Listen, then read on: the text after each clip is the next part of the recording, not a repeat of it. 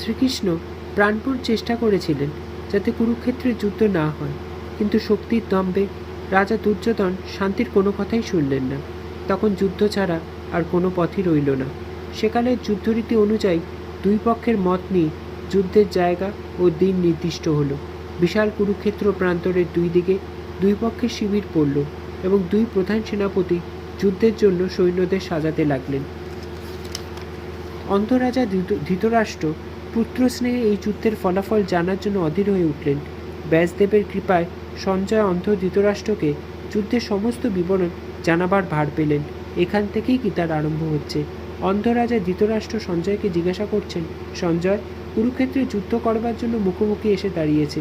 এমন সময় পাণ্ডবদের প্রধান সেনাপতি অর্জুন তার সারথি শ্রীকৃষ্ণকে বললেন, দয়া করে রথটা এমন জায়গায় রাখো যাতে আমি দেখতে পাই আমার বিপক্ষ দলের রথীদের। শ্রীকৃষ্ণ তাই করলেন। তখন রথের ওপর দাঁড়িয়ে অর্জুন সামনে কৌরব সৈন্যদের দিকে ভালো করে চেয়ে দেখলেন। দেখতে দেখতে হঠাৎ তার মনে এক বিচিত্র দুর্বলতা নেমে এলো। যাদের বিরুদ্ধে যুদ্ধ করতে এসেছেন তারা যে সবাই তার অতি নিকট আত্মীয়। এই যুদ্ধে জয়লাভ করা মানে হলো তাদের বধ করা, আত্মীয় স্বজনদের হত্যা করা। এই জয়ের দরকার কি? এই চিন্তা অর্জুনের মন এমনভাবে ছেয়ে ফেলল যে তিনি কাতর হয়ে পড়লেন। শ্রীকৃষ্ণকে ডেকে বললেন, হে সখা, আমাকে ক্ষমা করো। এই আমি অস্ত্র ত্যাগ করলাম। এই যুদ্ধ করা আমার দ্বারা সম্ভব হবে না। আত্মীয় স্বজনদের হত্যা করে আমি রাজ্য ভোগ করতে চাই না। এই বলে অর্জুন রথ থেকে নেমে দাঁড়ালেন।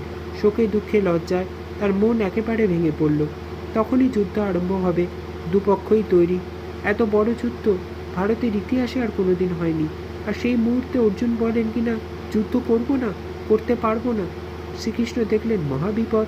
তখন তিনি অর্জুনকে বোঝাতে আরম্ভ করলেন, জীবন কি, মৃত্যু কি, কোনটা কর্তব্য, কোনটা অকর্তব্য, কোনটা ধর্ম, কোনটা অধর্ম। শ্রীকৃষ্ণের এই উপদেশই হলো গীতা। 18টা অধ্যায় শ্রীকৃষ্ণ ধর্মের সমস্ত কথা এক এক করে অর্জুনকে বোঝাতে লাগলেন। মানুষের জীবনের সবচেয়ে বড় লক্ষ্য হলো মুক্তি অর্জন করা, যার ফলে আর জন্ম হয় না, আর দুঃখ কষ্ট বেদনা ভোগ করতে হয় না। কী করে এই মুক্তি পাওয়া যায় তা নিয়ে বহু ঋষি বহু পথের সন্ধান দিয়ে গেছেন। শ্রীকৃষ্ণ একে একে অর্জুনকে এই সমস্ত পথের বা মুক্তির উপায়ের কথা বুঝিয়ে বললেন। সেজন্য গীতাতে আমরা হিন্দু ধর্মের ও হিন্দু শাস্ত্রের সকল দিককার পরিচয় পাই, এবং সেই জন্য গীতা হলো সব শাস্ত্রের সার। এখানে সংক্ষেপে গীতার প্রত্যেক অধ্যায়ের সার কথা বলা হচ্ছে। প্রথম অধ্যায়ের কথা আগে বলা হয়েছে। এই অধ্যায়ে আমরা দেখছি অর্জুন তার গান্ডীব ধনুক ফেলে দিয়ে রথ থেকে নেমে দাঁড়ালেন। শ্রীকৃষ্ণকে বললেন, আমি কিছুতেই এই যুদ্ধ করতে পারবো না। আত্মীয় স্বজনকে হত্যা করে এই যুদ্ধে জয়লাভ